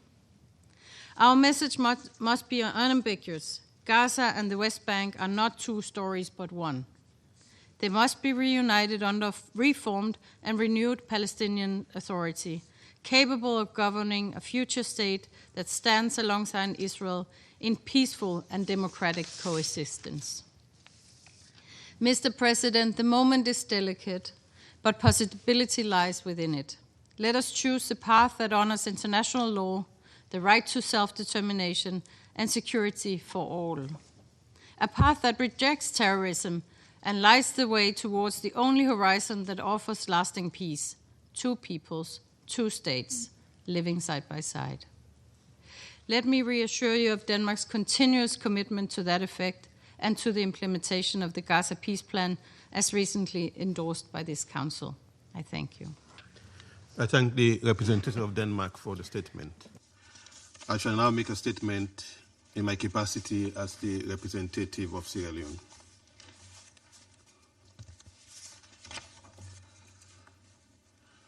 Colleagues, I thank Deputy Special Coordinator for the Middle East Peace Process, Mr. Rames Alakbarov, for his important briefing. The situation in the Middle East remains complex and fragile, even if it is currently relatively stable in some respects, reflecting emerging understandings on the cessation of hostilities across the region, including in Lebanon, despite recent missile strikes, and Yemen. We also note positive development in Syria and the encouraging prospect for consolidating effort towards lasting peace in the country. In this statement, we will focus on the situation in the Middle East, occupied Palestinian territory. Since the Council adopted Resolution 2803, with a clear sense of urgency to maintain the ceasefire in Gaza and to implement a comprehensive plan to end the Gaza conflict, Sierra Leone has, in its explanation of vote of 17th November, already set out its understanding of the legal effects and parameters of the resolution. Today, Sierra Leone will therefore focus on what it means to implement this resolution in good faith. We do so against a sobering reality. 6 weeks into the ceasefire, Palestinian civilians continue to be killed and injured in Gaza. Continued missile and air strikes in the Strip, notwithstanding the declared cessation of hostilities, raises serious concerns about compliance with both the resolution and international humanitarian law. Implementing Resolution 2803 in good faith requires that the ceasefire be respected in fact and not only in words. We therefore call on the government of Israel to strictly uphold the ceasefire, exercise maximum restraint, and fully respect its obligations under international humanitarian law and human rights law, including the principles of distinction, proportionality, and precaution. Likewise, we demand that Hamas and all other armed groups cease immediately and unconditionally all acts which constitute a breach of the ceasefire and continues to endanger innocent lives. At the same time, development in occupied West Bank, including East Jerusalem, remain deeply troubling. Report of continuing settlement expansion, settler violence, home demolitions, and land confiscation and movement restrictions, as well as other measures aimed at altering the demographic and territorial character of the occupied Palestinian territory, are contrary to international law and relevant UN resolutions. Occupation and annexation in whole or in part remain illegal under international law, and any attempt to entrench such practices undermine both regional stability and the viability of a two-state solution. Implementing Resolution 2803 in good faith therefore also requires that these continuing illegal practices in the West Bank cease, as they directly erode confidence and the prospect for a just and lasting peace. Resolution 2803 endorses the comprehensive plan and calls on all parties to implement it in its entirety, including maintenance of the ceasefire in good faith and without delay. It also establishes critical mechanisms to give practical effect to that plan, including the Board of Peace as a transitional administration with international legal personality and an international stabilization force to help secure and stabilize the situation in Gaza. Despite the urgency and needs of the civilian population in Gaza, the BOP has still not been appointed and operationalized. The terms of reference for the BOP are unknown, and Palestinian participation, including the Palestinian Authority, unclear, leaving a serious gap in governance, coordination, and oversight of the transitional arrangement foreseen in the resolution. Sierra Leone therefore calls for urgent designation and appointment of the BOP's leadership and members with broad-based regional and international support so that it can begin discharging its responsibilities without further delay, in line with the participation and aspirations of the people of Palestine. We likewise urge member states working with the BOP to take the necessary steps to establish and deploy the ISF as mandated by the Council.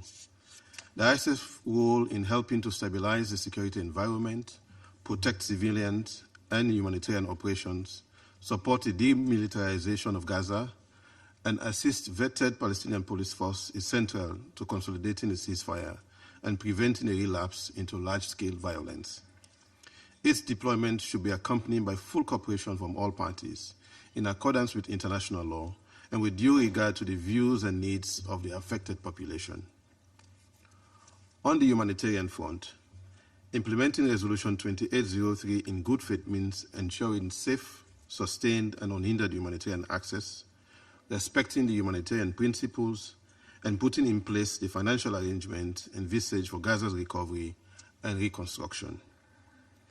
Humanitarian personnel and facilities must be respected and protected. The flow of food, water, medical supplies, shelter materials, and other essential goods must be facilitated, and assistance must be used solely for peaceful purposes and not diverted. Sierra Leone calls on donors, international financial institutions, and relevant UN entities to step up their support, and on all parties to remove any remaining obstacles to a comprehensive humanitarian response. Colleagues, implementing Resolution 2803 in good faith also carries a clear legal and moral dimension. All parties, state and non-state actors alike, are bound to respect international law, including international humanitarian law, international human rights law, and the Charter of the United Nations. Continued missile strikes in Gaza in the context of a declared ceasefire and the persistence of illegal practices in the West Bank cannot be reconciled with those obligations. Silence or inattention at this juncture will risk normalizing non-compliance and further entrenching impunity. This is not the time to be silent, nor to turn our attention away. Sierra Leone therefore firstly calls on the State of Israel to halt all actions inconsistent with its obligations under international law, including unlawful use of force in Gaza and illegal settlement-related activities and other coercive practices in the West Bank. Secondly, we demand that Hamas and all other armed groups cease all armed activities, fully respect the ceasefire, and refrain from any conduct that endangers civilians or undermines the prospect for peace. Thirdly, we call on prospective members of the BOP and contributors to the ISF to move swiftly to operationalize these mechanisms and ensure that they function with transparency, accountability, and full respect for international law. So it encourages the wider international community and the United Nations to sustain high-level political engagement, provide the necessary resources, and use all diplomatic tools at their disposal to promote strict compliance with Resolution 2803 and other relevant resolutions. In closing, we must reaffirm that only a just and lasting peace, grounded in international law and realized through a negotiated two-state solution with Israel and Palestine, living side by side in peace and security, can address the root causes of this conflict. Implementing Resolution 2803 in good faith, imperfect as it may be, is a necessary step towards that goal. We owe it to those who have lost their lives, to those who continue to suffer in Gaza and the West Bank, and to future generations to ensure that the commitment under the comprehensive plan are translated into concrete, life-saving action on the ground in support of peace, stability, and security. I thank you.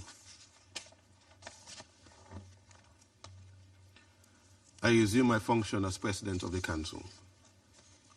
I would like to remind speakers to maintain appropriate standards of tone and content in their remarks and uphold the respect this chamber and the matter under consideration deserves. And I'll give the floor to the permanent observer of the Observer State of Palestine. Mr. President, allow me at the outset to thank you for convening this meeting and to commend your presidency for highlighting defense of international law. Allow me also to thank Deputy Special Coordinator, Mr.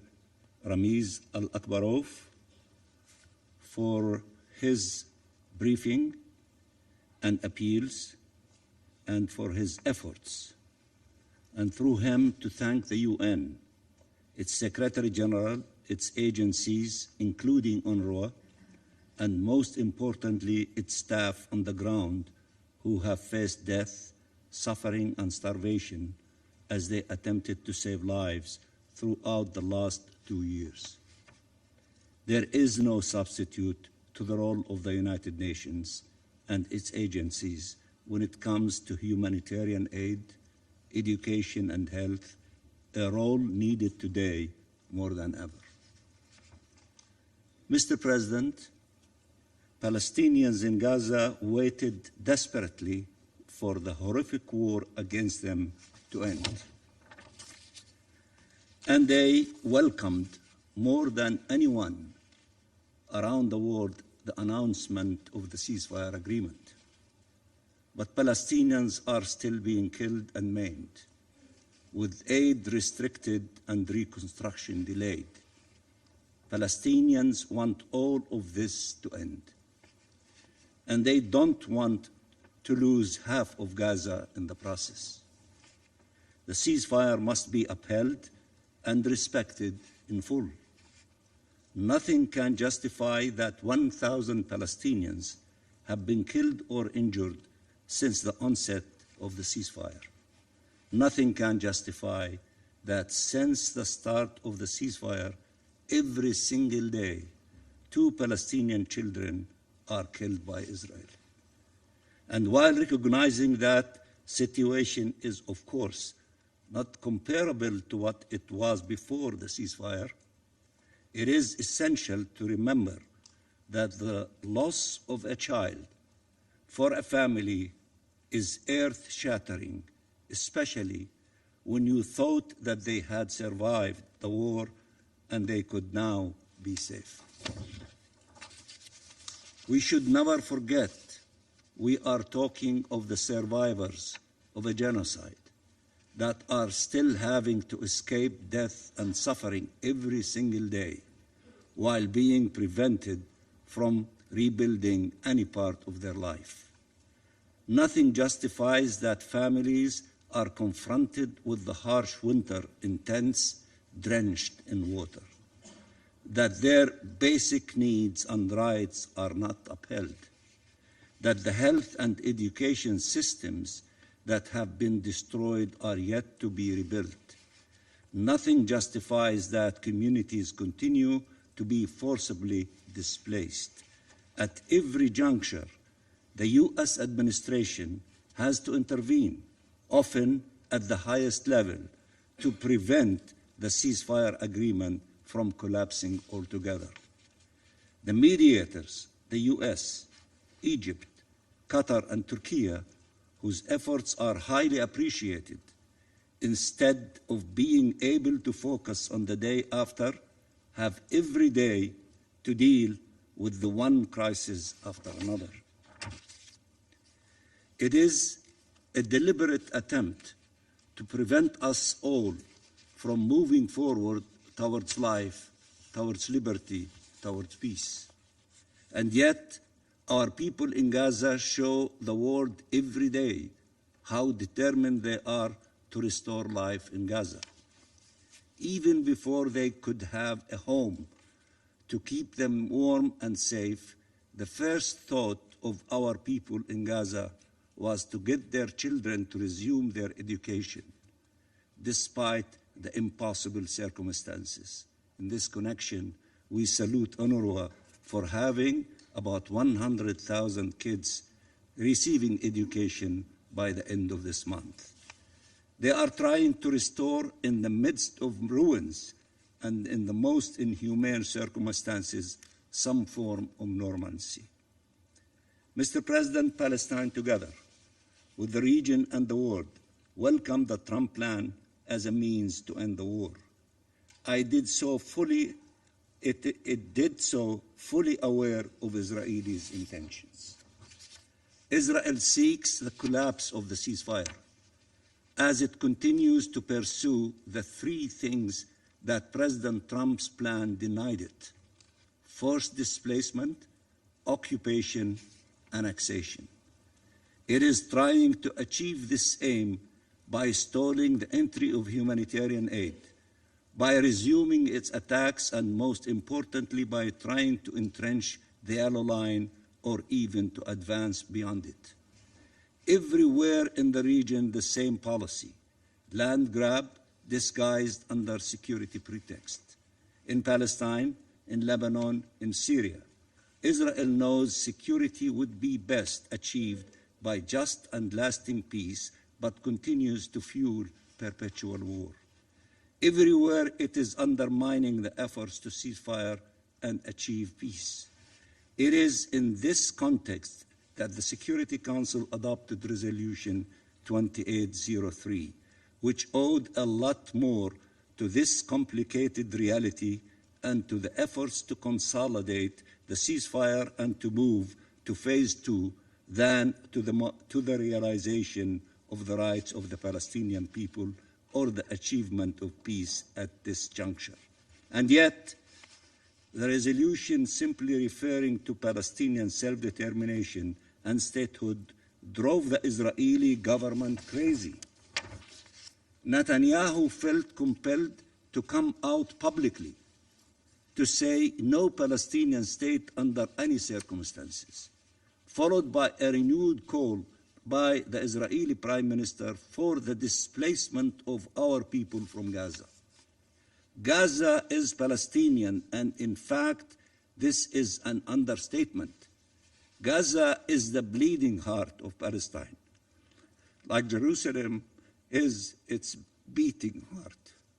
There is no Palestine without Gaza.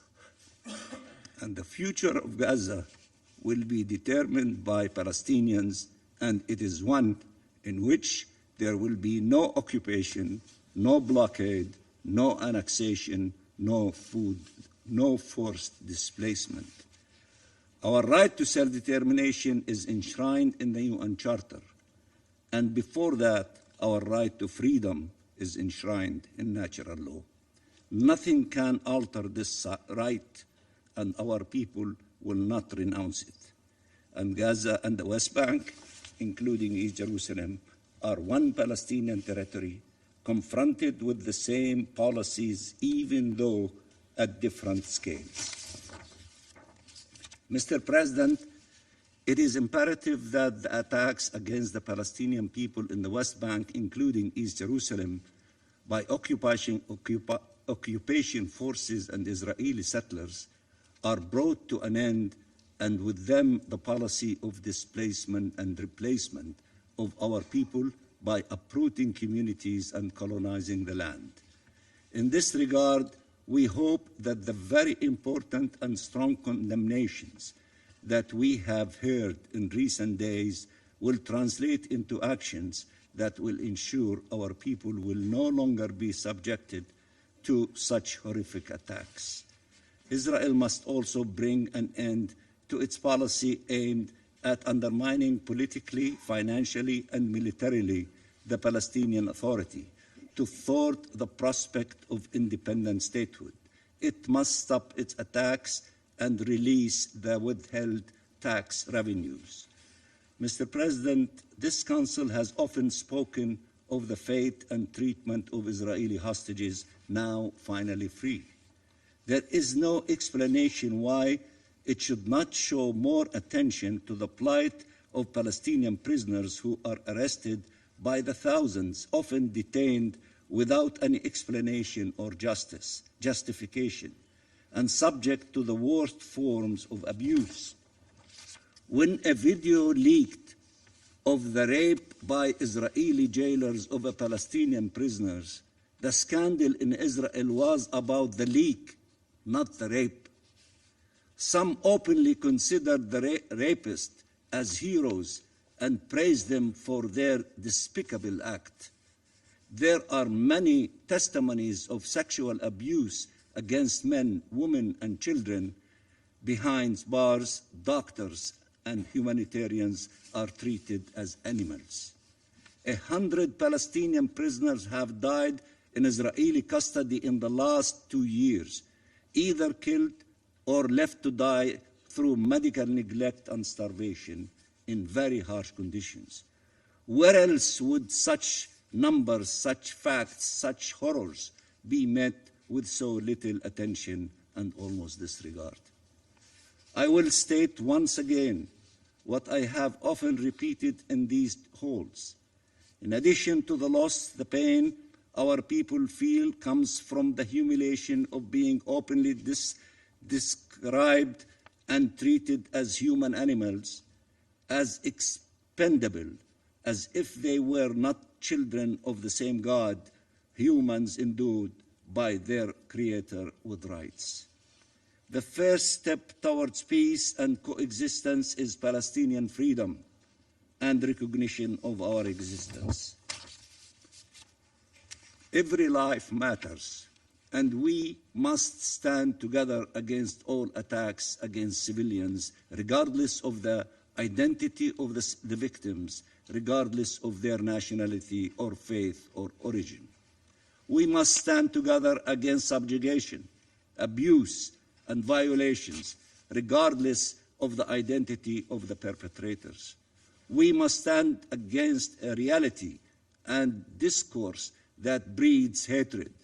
We must stand in defense of all children, of life, of humanity, of human dignity, of shared humanity.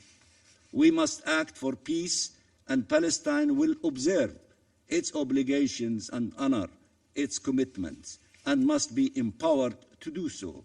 But peace must be a shared objective to become a common reality.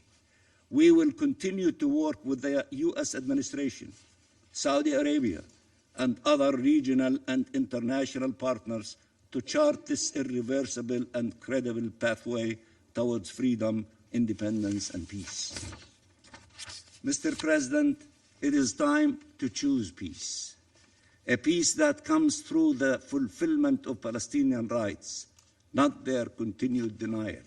A peace that comes from mutual recognition, not negation.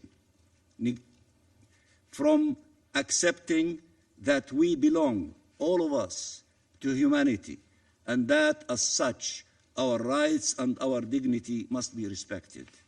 It comes from accepting that security has to be shared to be sustainable, and that we will neither disappear or surrender.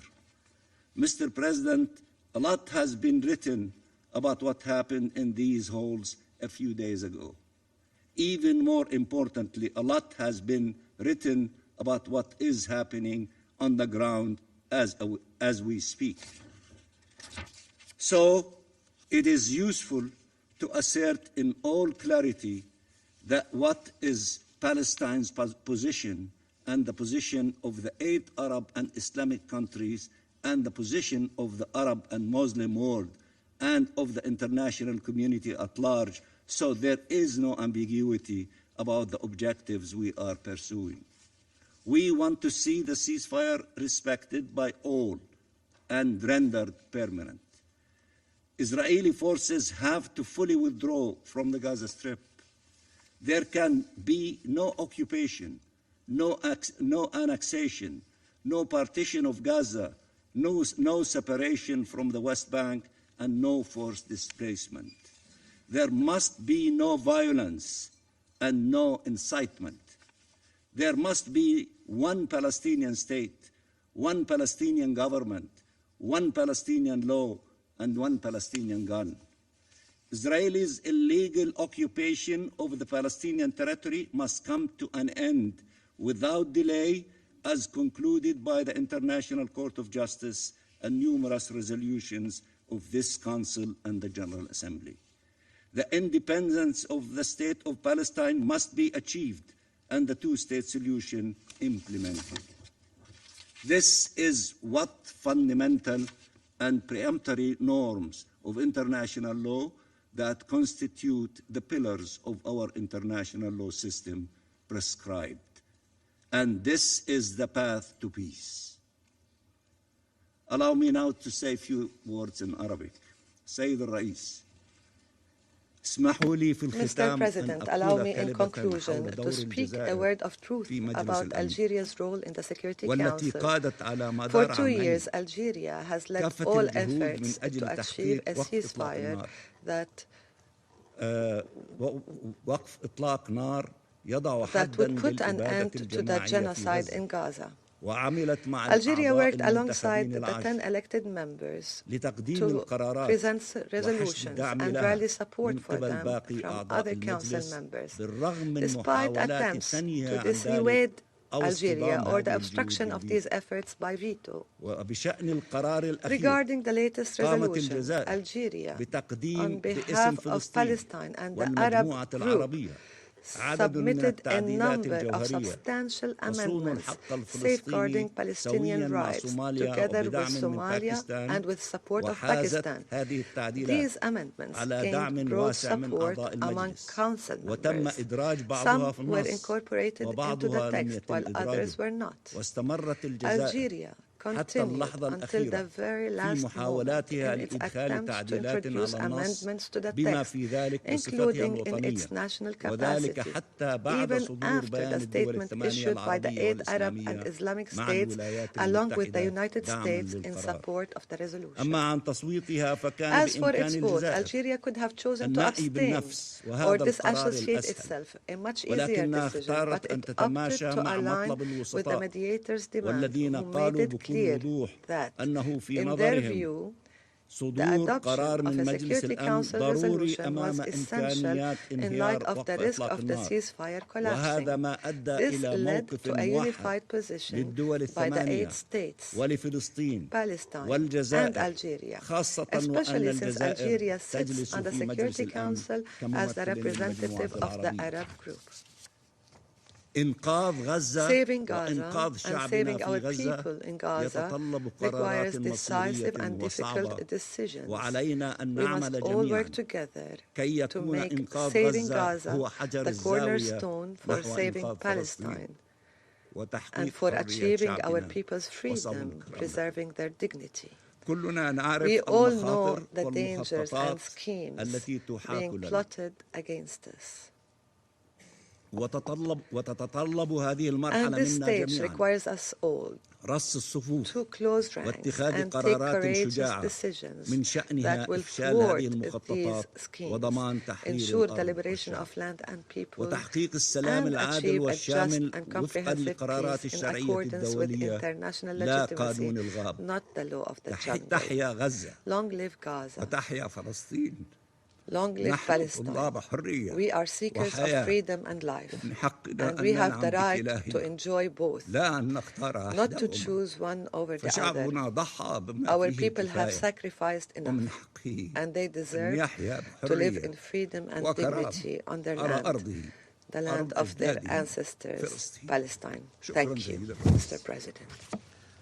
I thank the permanent observer of the Observer State of Palestine for the statement. I now give the floor to the representative of Israel. Thank you, Mr. President. First, I would like to thank the Deputy Special Coordinator, Mr. Ramiz Al-Bakrav, for his briefing. Mr. President, Israel welcomes the comprehensive plan to end the Gaza conflict. We thank the United States of America and President Trump for pushing this process forward with moral clarity, conviction, and courage. Israel is fully committed to meeting our obligations under this plan. We have facilitated hundreds of humanitarian aid trucks entering Gaza each day, more than 800 trucks a day in the last week. We have clearly marked the yellow line to ensure operational clarity.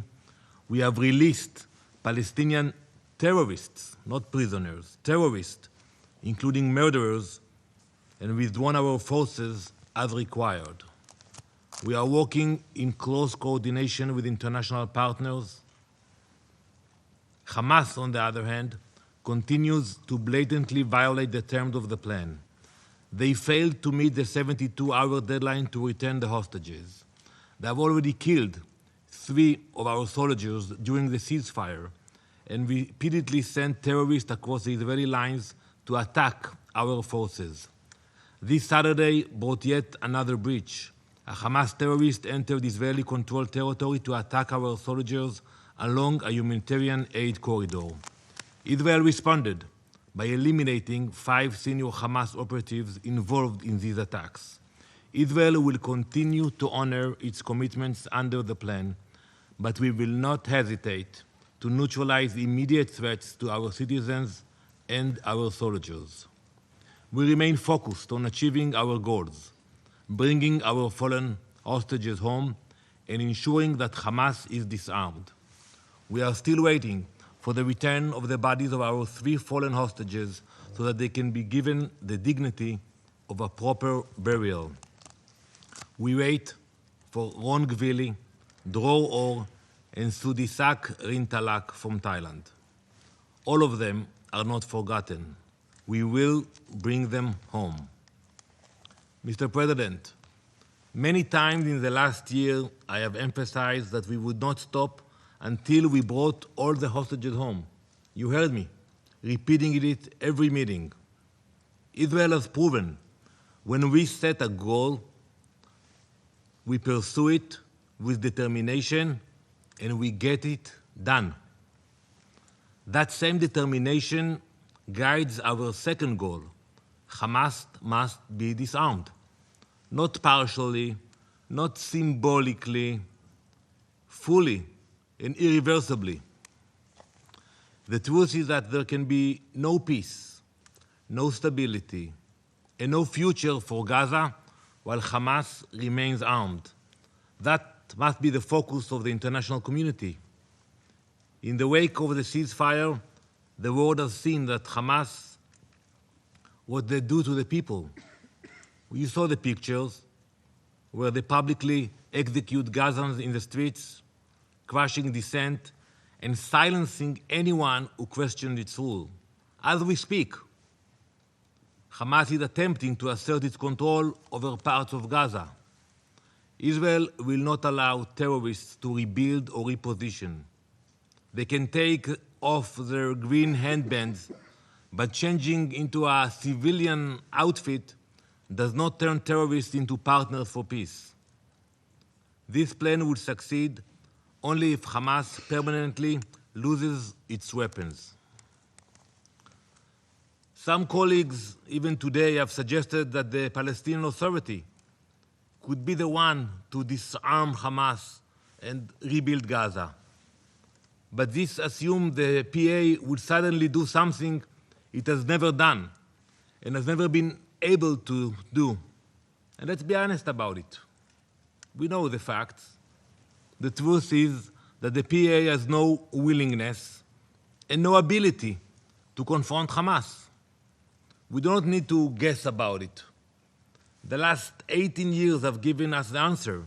Hamas rules Gaza because the PA could not and would not stop them.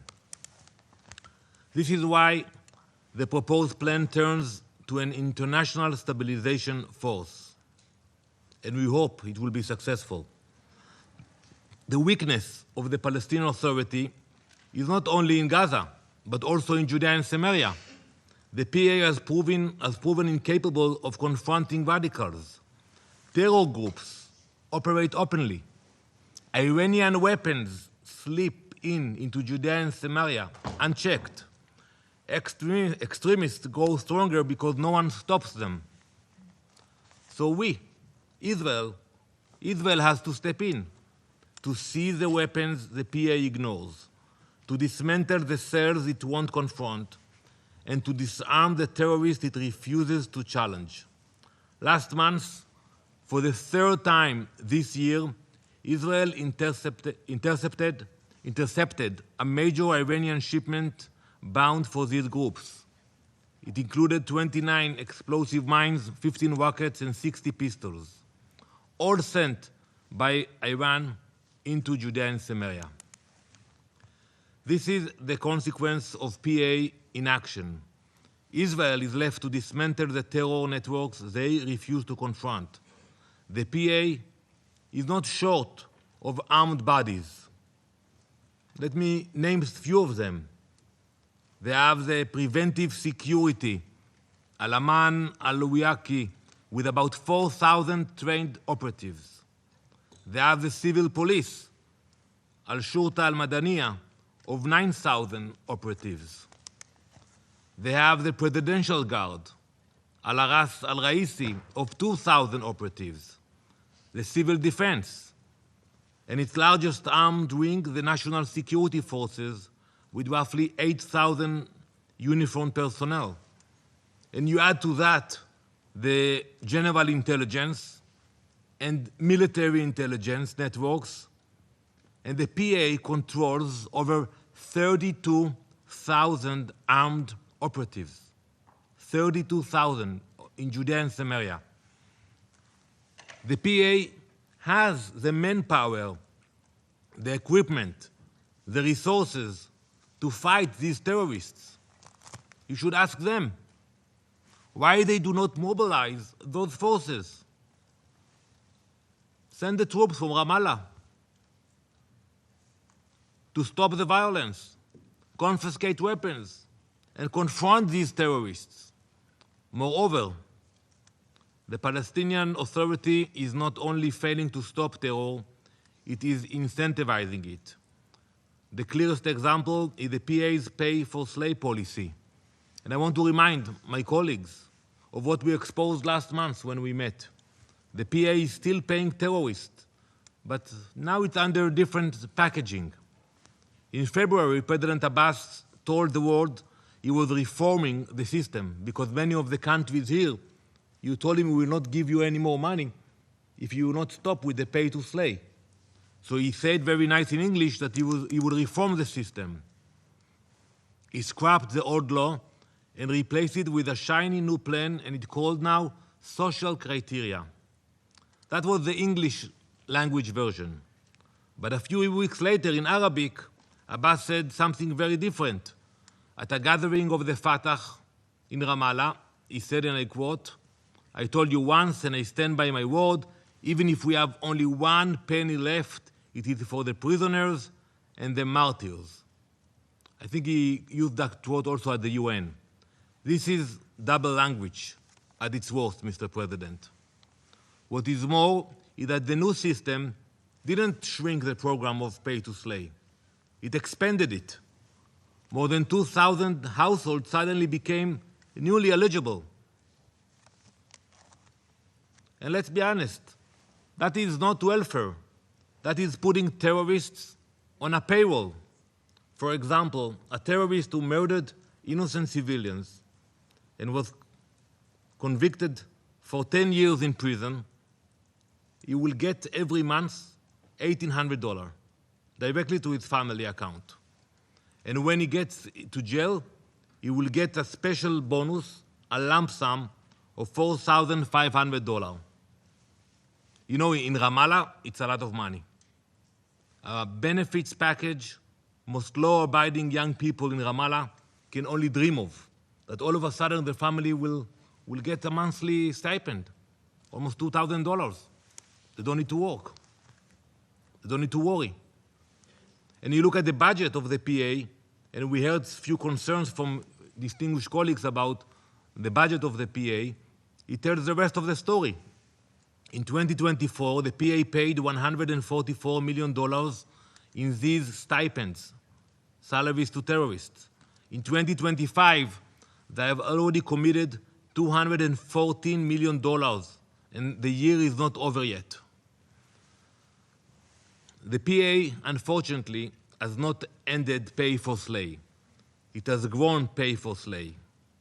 Abbas has now dismissed his finance minister in an attempt to blame one person for a system he himself protects. But we are not fooled. They can replace a minister, but they cannot replace the facts. You cannot fight terror. You cannot disarm terror while you pay for it. Mr. Mansour, it is time to end pay for slay now, once and for all. Mr. President, this week we mark 78 years since the UN proposed the partition plan of 29 November 1947. The proposal divided the land between Jews and Arabs so both could live side by side. Israel accepted it. We said yes. The local Arab leadership rejected it and instead declared war on Israel 78 years ago. That choice became a pattern. Whenever a real opportunity for peace appeared, we moved forward, but the Palestinian leadership stepped back. In the Oslo years, Israel recognized the Palestinian leadership and negotiated directly with them. At Camp David and Taba, Israel entered serious talks. In 2008, Israel tabled a detailed plan on all issues. Each was an opportunity for peace, and each was missed. Mr. President, a leadership that refuses to disarm terrorists and continues to reward them is not building peace. Today, almost 78 years after the General Assembly's vote of 29 November 1947, Hamas and other terrorist groups are trying to set the tone and dominate the region. Israel will not let that happen. We will safeguard our security and move forward with reliable and moderate partners. Thank you, Mr. President. I thank the representative of Israel for the statement. There are no more names inscribed on the list of speakers. The meeting is adjourned.